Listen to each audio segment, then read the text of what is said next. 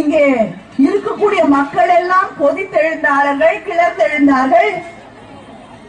பெண்கள் போராடினார்கள், மாணவர்கள் போராடினார்கள், மாணவிகள் போராடினாங்க. அவங்களெல்லாம் சிறையில் அடைத்தார்கள்.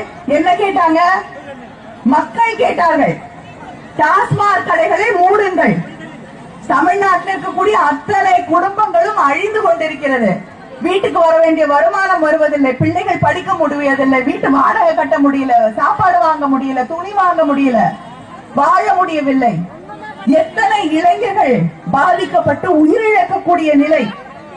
இந்தியாவிலேயே அதிகமாக இளம் விதவைகள் வாழக்கூடிய மாநிலமாக தமிழ்நாடு மாறிக்கொண்டிருக்கிறது. தயவு செய்து இந்த மதுக்கடைகளை மூடுங்கள் என்றால் அதை கூட செய்யாத ஒரு ஆட்சி.